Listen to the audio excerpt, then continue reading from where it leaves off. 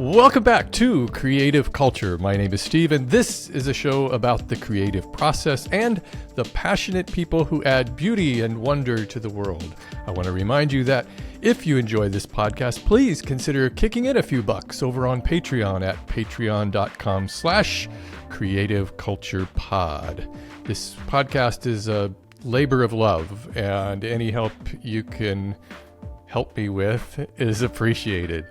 Another way to support the show is by leaving a glowing review over on Apple Podcasts or a 5-star rating on Spotify. And of course, please leave a comment on YouTube. Kevin Perjurer is a documentarian who is producing the highest quality, most well-researched and fascinating documentaries today. He is the creator, host, and voice behind Defunctland, a YouTube channel that explores the history of bygone theme parks and themed entertainment experiences. He deep dives into topics such as the unfortunate Wiggles Dark Ride, the American Idol theme park experience, Kids Cities, something I wasn't even aware had existed, and probably his magnum opus to date, an hour-and-a-half film uncovering the mystery behind the Disney Channel theme jingle. Bump, bump, ba-dump. That video has been seen nearly 7 million times already. If you think these sound like very niche topics, you'd be right. But what you might not expect is how completely engaging and utterly fascinating these stories are. Even if you're not the least bit interested in themed entertainment, I guarantee you're going to get sucked into these tales. Kevin is a master at researching and presenting stories that are just begging to be told. Hey, Kevin, thanks for joining me. It's good to see you again. Yeah, thanks so much for having me. I'm excited to be here. I'm glad you got to visit our house down there in Anaheim last month. That was a lot of fun. Yeah, it was great to meet you in person. I don't get out very often, so it was cool to see other creators in person. I'm glad we could do this. Yeah, I should point out to anybody watching this that Kevin maintains his anonymity, you might say, so we won't be seeing his face. But after personally meeting you, I can tell everybody that he looks pretty much exactly like a young Brad Pitt. I suppose. Yeah, I used to have the avatar of the wax Brad Pitt. I'm less waxy in person, but yes, now I just am in a blank image, I suppose. What was I guess what I should ask you? What was your original reason for being a faceless channel? I think going back to like How to Basic is probably the he has maintained that facelessness for years. Yeah, originally I was just not in the videos, and I just was not going to be, they were just silly videos, and I had other documentaries and other film endeavors that I planned to go on, and so I was trying to keep those two things separate, and then this kind of took over, and I love it, so I love doing this as well. But yeah, when I originally started, these were just fun YouTube videos that I was just making on the side, and now they're what I do most of my time creatively and for work. And yeah, so it was, and then by that time I was like, I don't think anybody really cares. I don't think they need to see it. I think I'm fine just being a floating voice. There's no big reveal or secret. I think I tell people I just look like a guy. If you see me, you'll be like, yep, that looks like like a guy, a normal guy. So it just there's looks nothing like a guy. Yeah, nothing too fascinating. But yeah, it was just originally I didn't know what I would be doing, and now it's like, well, I'll just be a voice. But it's got to be kind of good to maintain that anonymity. I mean, obviously, people aren't going to be stopping you at any place you go. You can, even. You could even go to video fan conventions and these type of things, and still people won't even know you. So that's got to be kind of nice. Yeah, it's nice. I'm friends with other theme park creators, and specifically theme parks are interesting because if you're a creator in theme, and I of course this has nothing to do with why I originally did it, but it's just a kind of a side effect. Is if you're in theme parks and you're a theme park creator and you go to theme parks, that's where people expect you to be, Right. and yeah. so they're already kind of looking for you. And I've been there with other creators who do show their face, like vloggers that do theme park specific stuff, and you'll be walking through the theme park and they'll just be like pulled over constantly because it's like, oh, they're basically like that's where they always are in their videos, and now they're here, and so it's. Well, years ago, I got into theme park review. I don't. Are you familiar with theme park review? So they. Yeah, it does a lot of the POVs. Yeah, POVs, and they like predate YouTube. I remember them posting little videos that were about the size of a thumbnail, Yeah. And it was 480p or whatever they were posting in back then. And they're still around. It was amazing watching those videos. It's like a whole genre, isn't it? On YouTube? Yeah.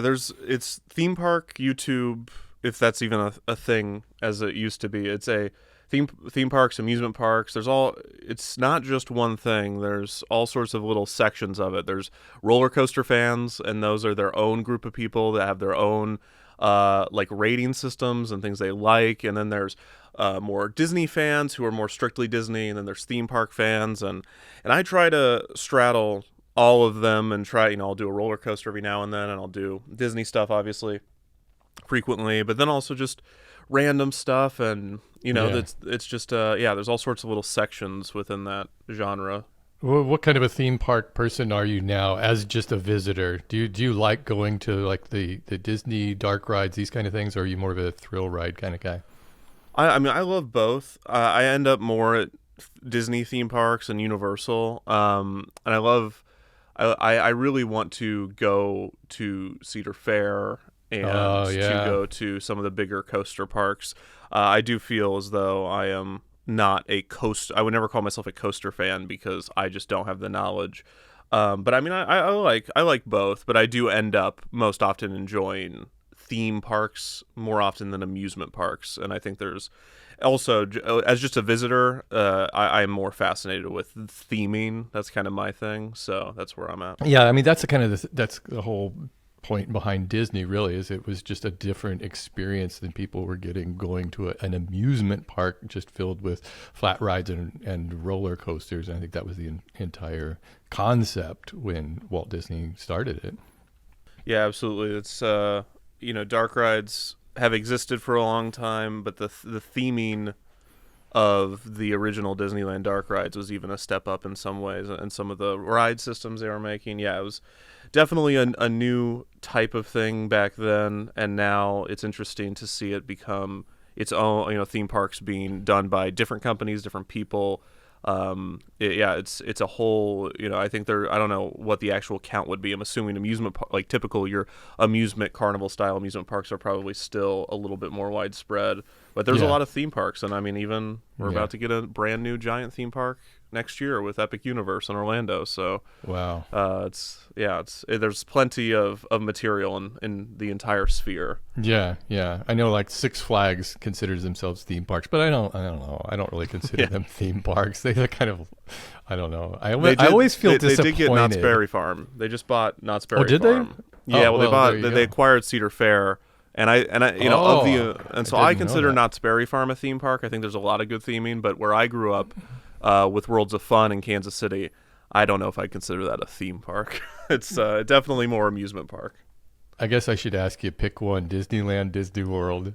Oh man, if we're talking just the castle parks, I gotta go. Disneyland is over Magic Kingdom. Oh man, it's great. But I do love Epcot. As everyone that has ever seen my channel knows, I'm a huge Epcot person. I love Epcot, so I can't just pick one because I do love Epcot. But yeah, if you had castle parks, it's Disneyland. I also, the current version of Disney's California Adventure, I like to spend time in more than I like to spend time in Hollywood Studios. Just because there's a lot of fun lounge areas and it's a very pleasant experience. So I have, and I love Animal Kingdom. I really do. I find something interesting about every one. But yeah, Disneyland there's something that I love about it. I think any Disney fan would tell you, any theme park fan would just be like, yeah, the original Disneyland is hard to beat in many ways. Yeah, there's just so much history to it and so many interesting Right. things you could discover while walking. It's a great place to go, even if you have no interest in riding rides. There's plenty to do there.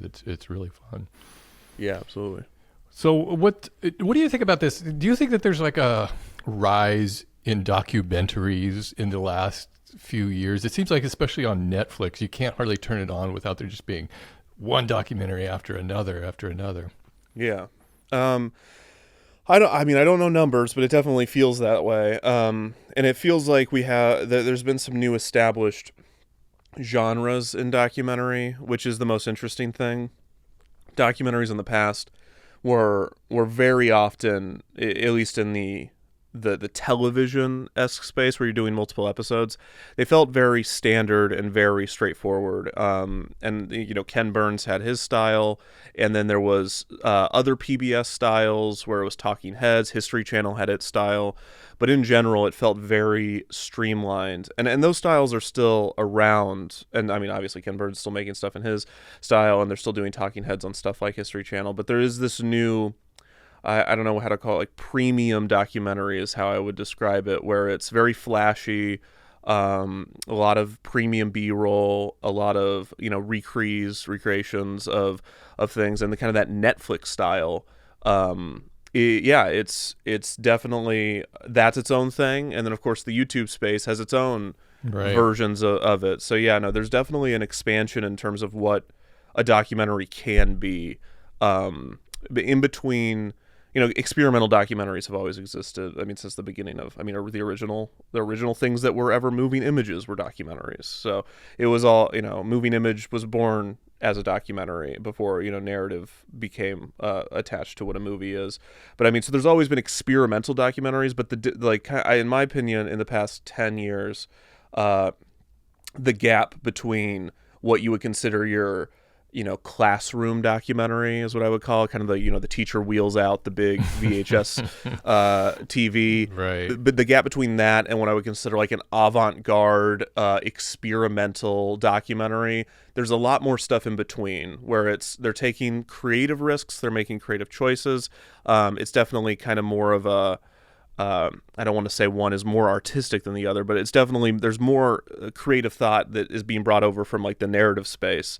And there's this middle ground where it's not so experimental that you can't follow it, but it's not so classroom that you would get bored. I don't want to say anyone's better than the other, but that's kind of what I've noticed. I think you're right. I think that there used to be this sort of stigma about documentaries, that people had this idea that it was just kind of PBS highbrow, like the Ken Burns kind of things, which they can feel rather dry at times.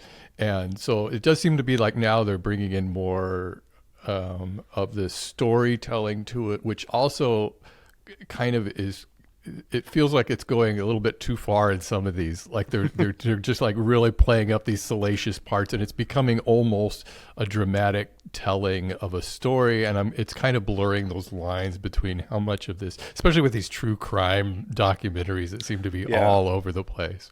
There's a lot of those. Yeah, I think documentaries are just functioning differently and I think that's also, I could talk about that in YouTube, and I'm sure you could too, how YouTube functions within people's lives. But documentaries, like if you think of the Ken Burns, and I like Ken Burns documentaries, but they're functioning as almost an exhaustive resource on any given subject. That they function in many ways as a definitive look or a really in-depth look, and it's for people that are interested in that subject, that want that exhaustion. And I obviously relate to that because I feel that way about what I do. Is I love the entertainment via exhaustion is like yes, the entertainment is seeing something so in depth. But there's this new type where it's like this less exhaustive but more action-packed, more. If you think of some there's true crime, which has been a genre for a while, but now there is this huge push for true crime. And then there's also another genre that's been huge recently, which is soft crime, which is not as much about murder and the very kind of scary crime, but more thefts, criminals that are doing things that aren't as I don't know how to put it other than scary, aren't as it's soft crime. It's a lot of fraud. Fraud is a huge genre within documentaries right now, especially on HBO and Netflix. Those are very popular. And so it's interesting to me when you have to make something for these formats, and not every story is a 5 to 6 episode story. So I've seen some projects where I'm like, this didn't need to be 6 episodes, but 2 episodes would feel weird. It's too long for a feature. It's like this. The story is like, it would be perfect as 3 episodes, but it has to be 6 or it has to be 90 minutes. And all this is to say, that's why I love YouTube, because you could do anything on YouTube, and you don't have to worry about the formatting of kind of traditional television or streaming television.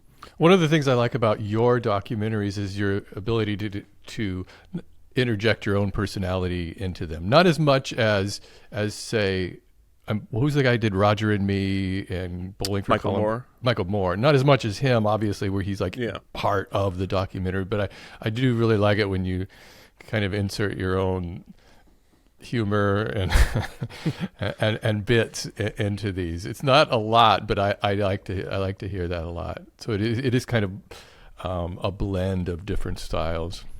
I appreciate that. Yeah, I love bringing that in, and I always have to be very cautious about how much I do. I usually write probably 2 or 3 times the amount of jokes that I cut most of the jokes and try to just get the good ones or whatever's left, I should say. And I try to make it the thing that I say whenever I'm writing or whenever I describe it. I try to describe it as like, it's as if like a normal documentary narrator was trying to make just the amount of jokes that they could get away with without the sound booth guy noticing, like just enough. So right. Saying it in a way that no one would notice. And I've gotten a little bit more trying to inject more personality in some, especially as the videos become longer. Yeah.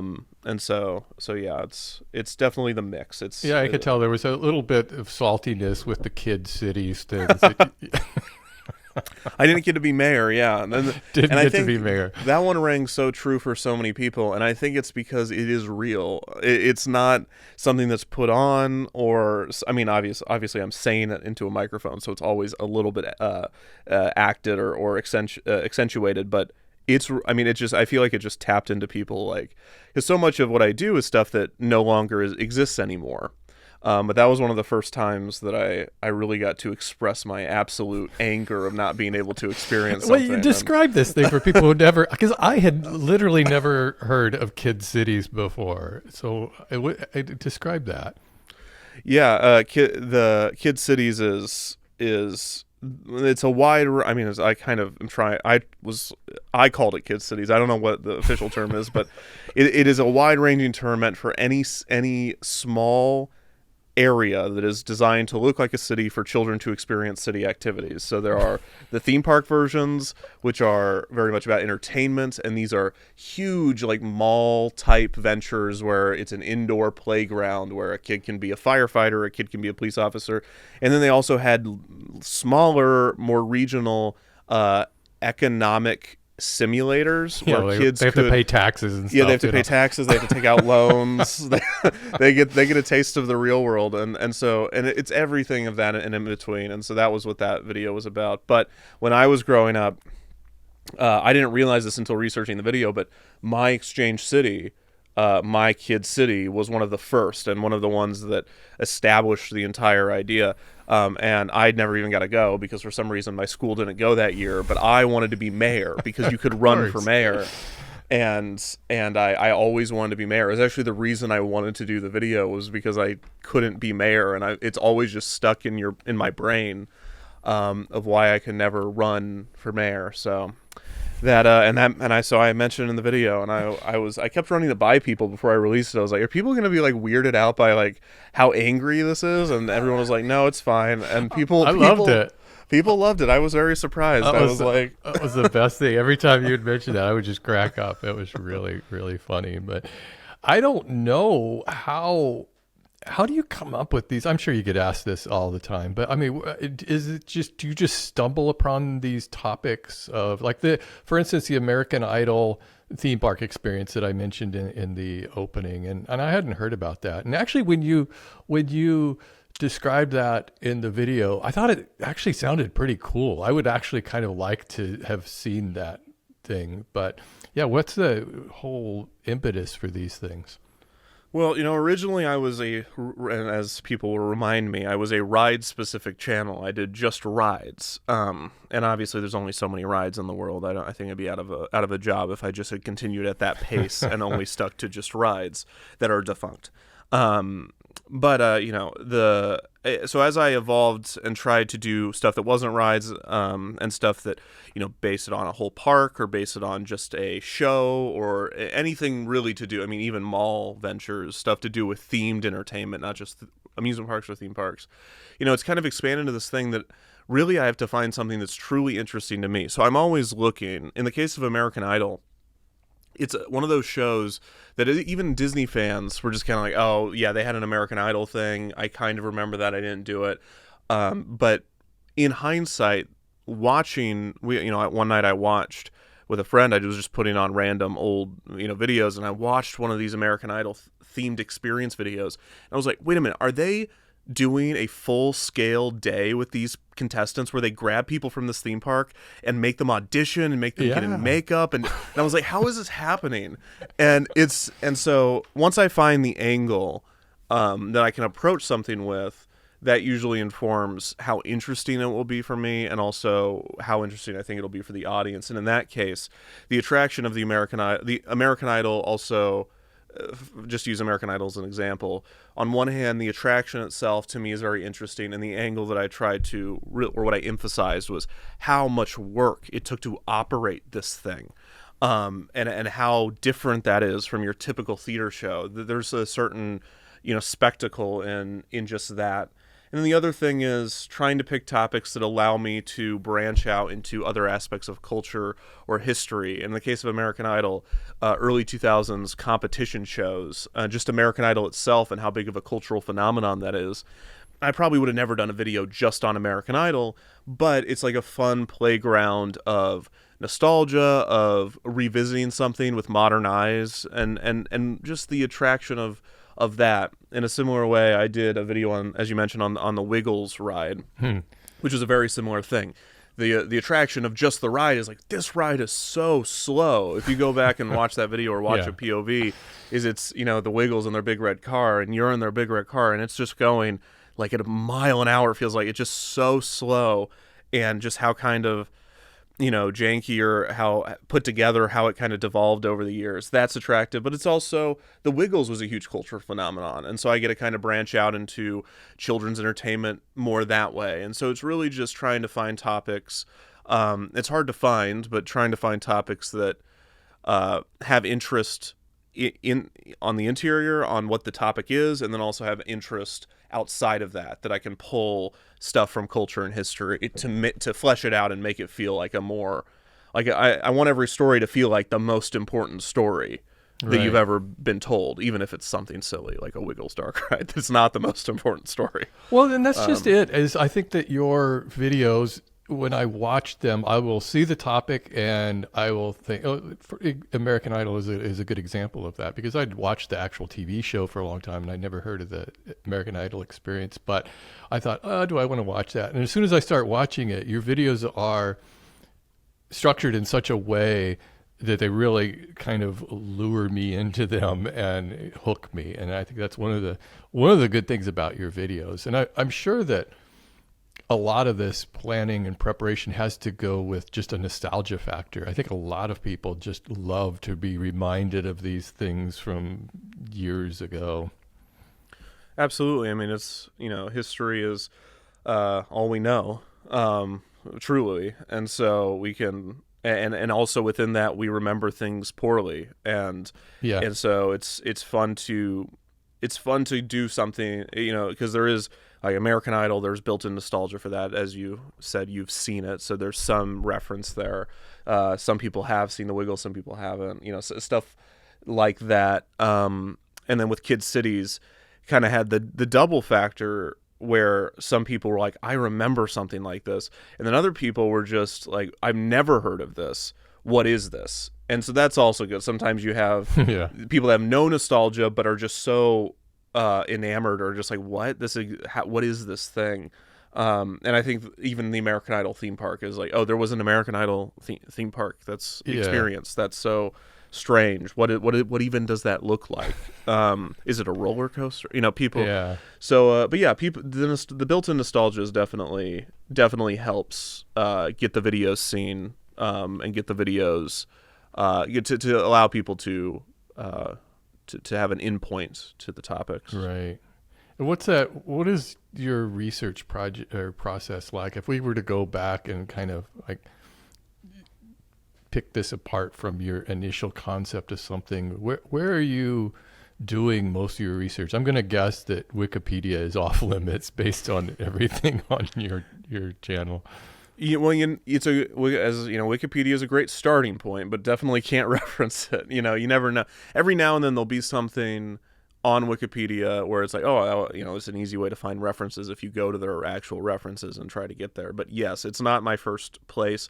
And honestly, a lot of the stuff that I do now doesn't have Wikipedia pages. Right, you could be writing those pages. Yeah. Right. In the sense of Kid Cities, like Wanna Do City, one of the Kid Cities has a Wikipedia page. Kidzania has a Wikipedia page, but and to my knowledge, unless it's just a disambiguation, or however you pronounce that page, there is no just Kid Cities page like the video. And in the American Idol theme park case, I don't know if there is one. Really, my starting point is just looking what people have talked about online, what they remember. Trying to find what is out there. Videos are huge because, unlike text, videos don't mislead as much. If you can watch something, you can kind of get exactly what it is. Photos, stuff like that. And then once I do that, it's and get my initial research. I create my actual research is that I create a document and just start throwing stuff in there, throwing references, and just trying to create a timeline of history, not the timeline that I will present it in, but the timeline of what happened and when. And then I'll go into newspaper archives. That's probably my biggest resource. I have subscriptions to several newspaper archives. And then you go deeper to magazines. Sometimes you got to go to eBay and hope that issue of that magazine, or sometimes even artifacts are a huge part of it. Just trying to find things that aren't necessarily text-based but are artifacts. Sometimes have, to use an example, like American Idol, the theme park experience had merch, so I was buying some of the toys and things, and every now and then you'll buy a toy and it'll have something on the package that'll give you some, even if it's just a sentence, it just feels like you're completing the story, that you can reference some information. And yeah, and then books, but with a lot of the stuff, it's not in books. Yeah, so that's basically I'm trying to look all these over places, and then with certain topics, I will reach out to people that worked on these and do primary interviews with them, trying to understand the topic better from somebody that actually worked on them. And so that's it's trying to do everything, trying to make sure that I cover all my bases, and that you get everything right, and trying to also, it's inevitable though. After I release an episode, someone will say, "Hey, did you not see this?" And then they'll show me something, and I'm just like, "Oh my gosh, I wish I would have seen this before." Yeah. And it's just, I'll beat myself up over it, but So you do all this work. You do all this work yourself. With writing and research nowadays, I do. Every now and then I'll have a writer help, but it'll always be me that's writing and finishing. And as far as video editing, I have video editors that I work with, and I also do the video editing with them, and we collaborate on that. But yeah, so I have some great people that I'm fortunate to work with on a consistent basis that I really trust. But as far as each part of the process, I'm there on each part of the process, making sure that I'm directing each part of it, and doing all the finishing, especially on the edit, because I'm very particular on my frames on my edit and stuff like that. So wow, you just love doing all of this. I could tell. Is there like a favorite part? Is the research your favorite part? Oh, it depends. I mean, every part is my least favorite part, and every part is my favorite part. As I'm sure you know, it's with the process of creating anything. It's it's the best part is when you get to move on to the next part, and then you get tired of that. But I think the initial research phase is so fun for some of these projects, especially when I get to watch things. So for instance, like a ride, there's especially rides that are unique. There's only 4 or 5 really good videos, POVs, or somebody took a video, and just getting to comb through those and play detective for something so silly is just so fun. Just getting to be like, oh, there's just sometimes it'll be like a video that was taken 3 years apart, and you'll be like, they changed the color of the shirt on that robot, and it's like nobody cares but me, but I'm going to mention it in the video, and because and the stuff like that is so fun. I can tell you my least favorite part is sitting down and recording, because that's always the hardest part of having to be a good narrator but then editing, when editing's always very relaxing for me. But I also get really excited at times whenever I get to do a fun edit. And I think maybe my favorite part, I like, obviously I'm talking about each part of it, I like all of them. I think my favorite thing to do is when I get to do graphics or animation, because I'm total zen, because I can put on music and I could just focus, and it's all math, and I have a very math oriented brain. And so, especially with animations and stuff like that, it's just like sitting there and just making something using a lot of math, listening to music. That's when I can lock in and just do 16 hours of that. So it seems like I like it all. Yeah, it does. It seems like this is the perfect job that you probably never expected you would have. Yes, it's the best job that has ever been accidentally invented. Right. Yeah, and it takes you. It's getting longer and longer. It seems like your videos are becoming event videos, and it's hard for me to even call them videos. I mean, I know that's what they are, but they feel like documentary films, which is what they are, but I guess we just call them videos. But yeah, they are very much an event video, and I'm sure you are aware of that when you release them and get 1 million views. Yeah, I mean, I'm very fortunate. These past couple videos have been viewed very well, which I'm very happy about. And yeah, a lot of YouTubers have been encouraged to do more event type stuff.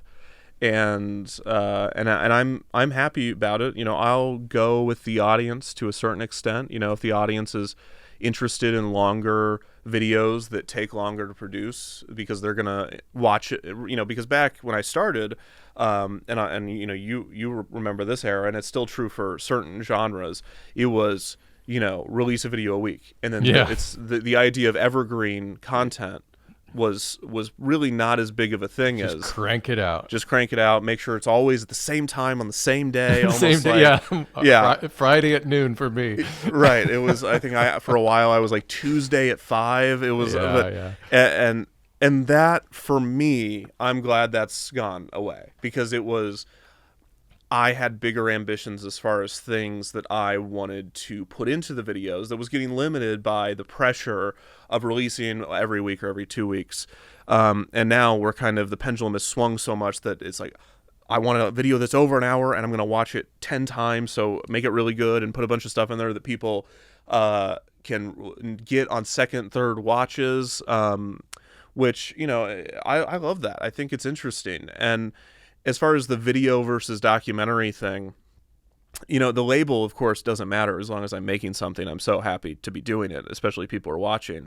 But I love that I can bring in elements from both, because I'm aware that to use the mayor thing in Kid Cities, if I was making that for a studio that was going to put it on a professional platform, they probably would have some issues about me ranting about the fact that I wasn't able to be mayor. That's such a personal YouTube type thing. Very YouTubey, yeah. That I'm thrilled to be able to bring in, and then go back to doing the documentary stuff for a couple minutes, and then bring in another thing and go back and forth and doing editing tricks that are very YouTube in the format of a documentary. It's the hybrid of both that's exciting. And so I'm happy to be either. I'm happy to do anything. I'm just happy to make stuff that people watch.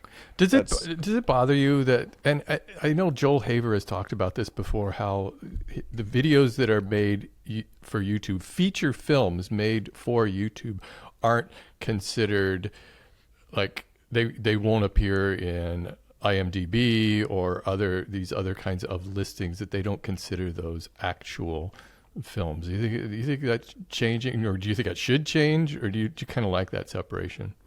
I don't know. I mean, I try not to pay attention to it too much. I think I understand people wanting recognition, and so I'm not trying to take that away. I have had my own. I mean, we had one of our documentaries that I think should be on Letterboxd. If any of our videos should be live from the space stage, a Halix story, which was a Talking Heads documentary. I'm not in it. It is a straight up documentary, and it could have gone to a film festival had we wanted to go that route. I mean, if we were to get in, it's just a documentary that if it played in a film festival, you would not be like, what? This is a YouTube. There's no YouTube. It is very much a straight, what you would expect from a Talking Heads rockumentary. And that one got taken off Letterboxd, and that one kind of upset me a little bit because I was like, this is no different. There's no reason. As far as my other videos go, I understand why those would not exist maybe on a platform such as Letterboxd, but I always know from me, my edict is just like, labels don't matter and lines don't matter. I mean, the only time you need to worry about what genre you're in or what format you're doing is if you're not connecting in the way that you're trying to.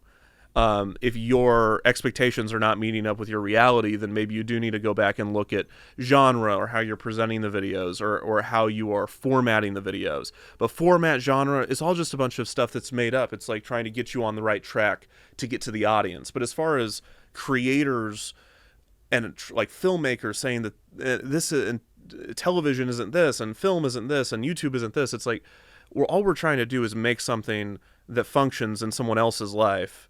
Right. In a positive or thought-provoking or whatever way, it's to have an effect on someone. So that's kind of where I'm at. I don't understand the gatekeeping, but I think it's so futile to draw lines because as we've seen, especially in the past 10 years, 5 years, it's all becoming mixed. The traditional media is looking more like internet media. Some of it is looking more like traditional media. It's just. And at the end of the day, it's just labels. It doesn't matter. Necessarily. I know a lot of times people will think, well, YouTube is like a stepping stone. Like obviously, your goal has got to be some sort of traditional media. When I don't think that's the case, and I don't think we should always be looking at it in that way. That YouTube is the platform. In fact, in a lot of cases, you can get a lot more eyeballs on a YouTube video than you can on a Netflix video, Right.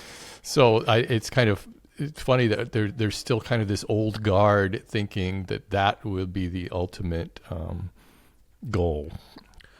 Yeah, it is.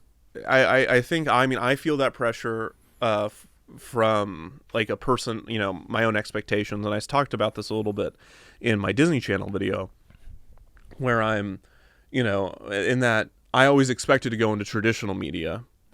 And so it's weird to be on YouTube and there's a part of you that has that expectation of like, well, this isn't what I wanted to do. But in reality, this is everything I've wanted to do. Yeah. I just didn't think this was possible. If you would have explained this to me, as a child and said, there's this thing where you're going to be able to create stuff with people that you like that's going to sustain you and people are going to watch it and like it. It's like, that's amazing. That's everything I've ever wanted. But but what we did grow up with is that there's 2 cities that you need to move to. There are only this many networks. There's only this many eventually streamers, and that's how you make it. And all that is just, it's hard to separate kind of the ego, your own expectation. But I mean, I just try to be grateful because every day that I'm able to do this is a miracle. I can't believe this exists. I can't believe that I'm one of the people that are able to do it. I'm just so happy to be able to make stuff, especially because my stuff is so niche. I don't think I could pitch it to someone else to fund it, to platform it, because even something like Kid Cities, it'd be like, are you sure people are going to like connect with this? I'm like, I really do believe they're going to connect with it.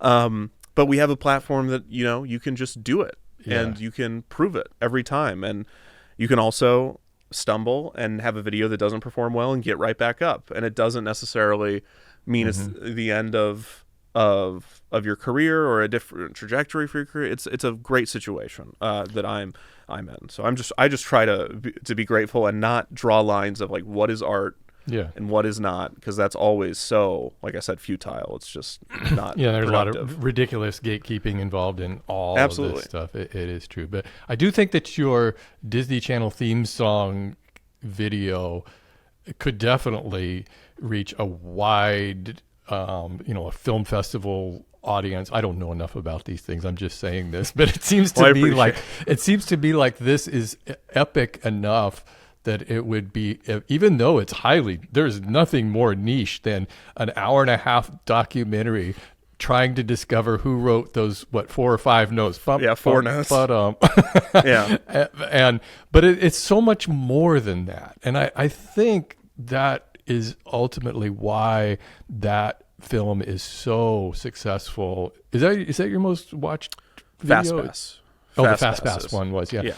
But it's but amazing, like the twists and turns. I mean, what were you like during the making of this thing?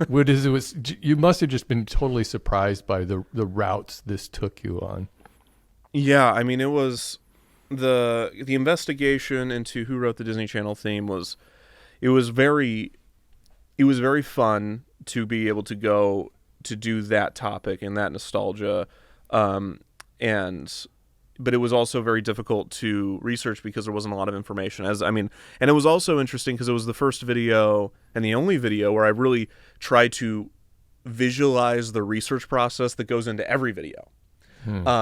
And this one was different, that I was trying to find one name, just one specific thing, which at the time I just thought was going to be a 30-minute thing. I thought I was going to find it immediately. It was going to be funny. You didn't know it was going to have this whole emotional story arc. No, of course not. No.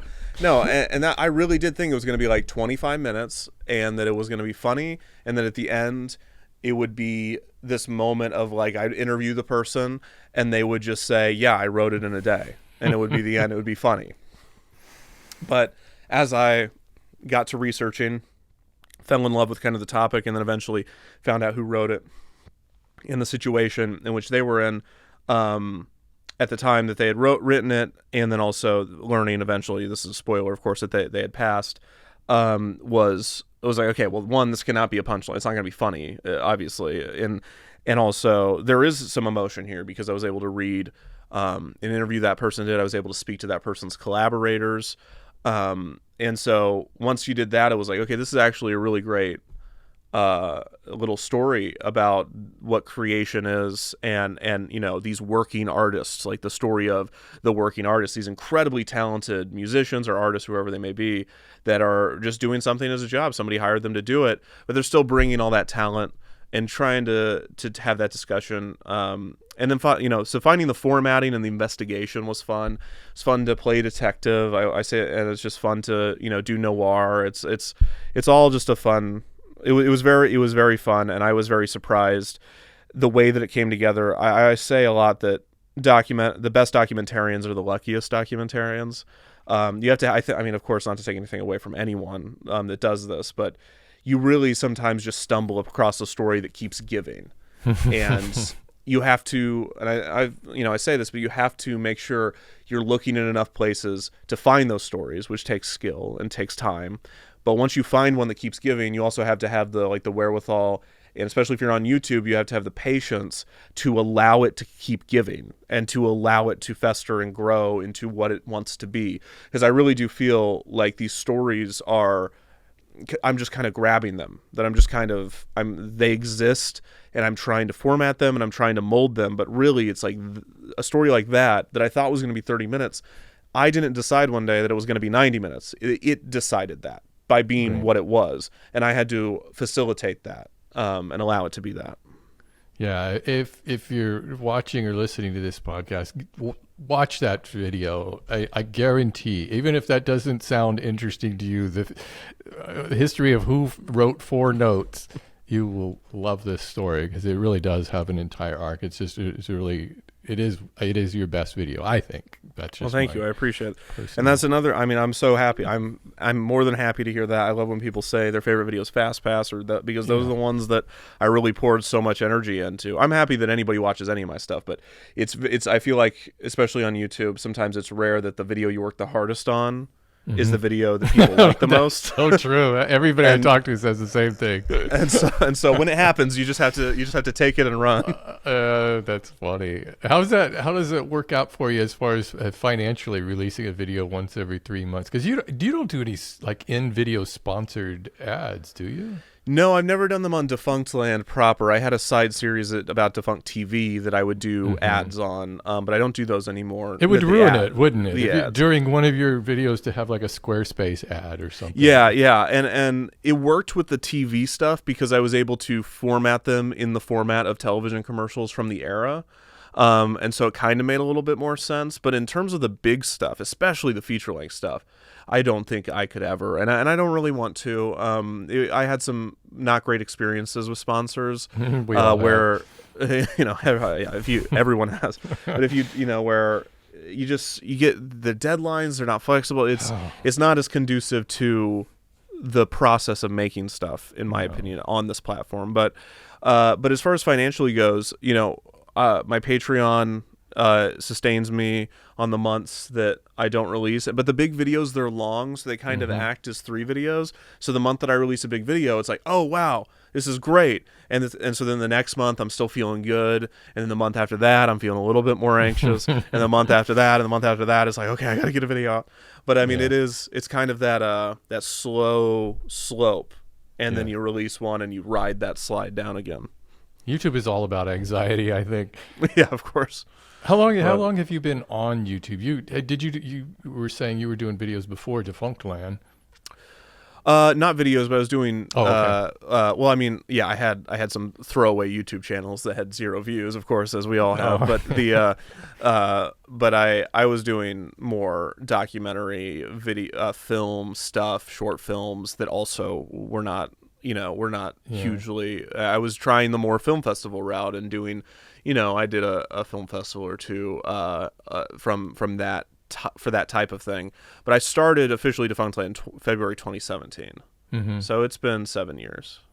Wow. What has that experience been like? How would you say that's changed since then? At least being on YouTube as a creator. Oh, it's so different. It could not be more different in 7 years. It feels like not only, as I mentioned, the event style content is in, longer videos are in. Totally. I feel like when I started in 2017, it was. Well, I mean, there was a certain magic to... That was kind of peak YouTube, I believe. Like 15 to 17 was like ultimate golden age of YouTube. It really was a lot of people realizing that we can just do anything on this platform, and we can make stuff that's really good, and we can make stuff that's really fun. And since then, I mean, the magic of starting a channel and getting your first subscribers, I remember that so fondly, and kind of making videos every week and seeing people comment on them was super fun.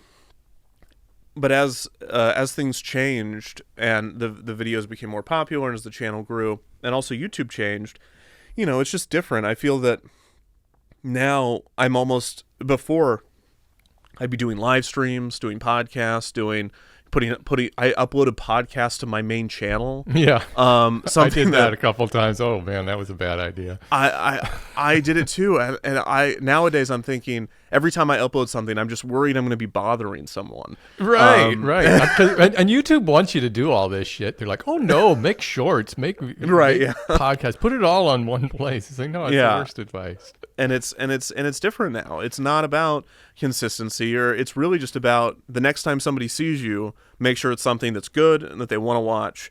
And it's almost like you don't want to if I posted 2 or 3 times a week, I feel like I'd start losing subscribers. Yeah, probably. Yeah, for my style of videos. But there's different stuff. There's other people that I follow that post once a week, but it's something that I want to see on a weekly basis. I don't know. It's hard to say. It's hard to explain. Yeah. But anyways. Well, it's different. You've made a lot of friends, I'm sure, other creators over the years, and I think that's really one of the best things. I think that CJ probably introduced us, and I know that CJ was on this show too, and It's really interesting, this group of people who, I guess the common thread for a lot of this group is I guess video essays. I guess there's probably a line. I know there's no line between video essay and documentary. They're kind of all in this same group, but there seems to be a real popularity in the video essay these days. Yeah. I don't know if there's a hard line. My stuff's described as video essays sometimes, and that's fine. I would say they're videos, documentaries. I feel like video essays are much more thesis oriented. They have a point that they're trying to get to, and mine are much more. I will let the point occur the way it did historically, with my own unique perspective, but really just basing off a more scientific method version of it. But in general, video essays are huge right now. Video essays, commentary style videos. Almost it's replaced, The Daily Show. I mean, in certain ways, I remember 10, 15, maybe even more now, 20 years ago, watching Daily Show daily, and that being kind of where you got your daily commentary that skewed political or current events. And now there's people that just go to YouTube for that. There's YouTubers that just upload their own version from their own perspective and their own interests. And those kind of also straddle the line of, is that a video essay? Is that a commentary video? What is that? And it's all very interesting, but it's definitely different than when YouTube began. Yeah, I know. It's very different from the sketch comedy days. Totally, yeah. I remember those early days. I started my channel in 2008, so this is like my 16th year of doing this stuff. But it was so different. I mean, back then, of course, the long videos were dead. If you posted anything, longer than 10 minutes, nobody wanted to watch that. And actually, these longer videos, it's only been within the past few years that these, hour-plus videos have become common. Yeah, it's very different. I remember that I've thought for years that 19 minutes and 30 seconds was the best. Like, it was like, I was like, I figured it out. I thought I figured it out. Cracked the code. I was like, that's it. And it doesn't matter. It's yeah. What would you tell somebody who loves documentaries and kind of wants to give it a go themselves? Do you have any like overarching advice for them? Wow. Yeah, I've never been asked that. That's a good question. I think in my advice to filmmakers in general, who, if you're going to be a documentarian, you're going to need to follow this as well, is just go make stuff. Make it, and it's going to be bad, and you're going to hate it, but you got to make it, and you got to then make it again and again and again, and eventually it'll be less bad. But definitely don't spend too long when you're getting started in ideation. That's the death knell for any artist, in my opinion, is if you spend, you need to make something that, the first stuff that you make, this is probably true for any genre or any medium, especially for film, like, go out there and make something. It's going to be the worst version of your favorite director. You're going to you're going to make a Nolan or a Tarantino. It's going to look like Wes Anderson, and it's going to be awful, and it's going to be terrible. Make it again, find your voice. Keep throwing it away, but just make it, because what I've seen some people do is just spend so long planning, and my debut is going to be perfect. No, it's never going to be perfect. And also, you want to, because why would you want your first thing you ever do to be the best thing? Yeah, you're just going to drive yourself nuts trying to get back there. As far as documentaries go, I don't know if my advice is really applicable to success, but it's kind of my philosophy on documentaries. Is that there's two ways to go with them, is that you can either go the kind of the true crime route and kind of vilify people and make the people and like make the hero and the villain, and I don't subscribe to that mentality as much. And then the other route of making them extremely, as we talked about earlier, kind of dry, because dry equals fair, or dry equals true. And really, in my opinion, at least what I try to do is try to find that middle ground of, like, it's in real life, it's so rare that you find a true villain, like a true Machiavellian villain. You'll There find is nuance in the world. Unfortunately, for narratives, for documentary storytelling, there's always nuance. Even people that are motivated by bad things don't always have bad ideas unilaterally. Like a example that in my own videos is I talk a lot about Disney CEO Michael Eisner, which is kind of a running gag in my videos, as anybody that's seen them knows. But I also try to give Eisner his props, because at the end of the day, despite him making very poor decisions, obviously being influenced by money and wealth and all those things that I think make art worse, he did have creative ideas. And so all that to say is, like, documentaries, I think, are the most interesting when they are nuanced, but not. It's a really hard line, because you also don't want to try to be fair just for fair's sake, because then you go into a totally different area of like false truth, where you're just trying. Well, it's like, well, I'll just be nice to everybody all the time. It's just try to follow what history is, and then on top of all that, in my opinion, the drama's in the details with documentary stuff. I find the nitty-gritty of stuff fascinating, but the line that I try to tell people whenever they're working with me, or whether I'm just talking to them in a format like this, is it's like there's a difference between interesting and entertaining. Because I feel like, especially in nonfiction and documentary stuff, interesting is like fun fact. Like, Cinderella Castle is 189 feet tall. It's the third highest structure in Walt Disney World. Maybe that's interesting, but is that entertaining?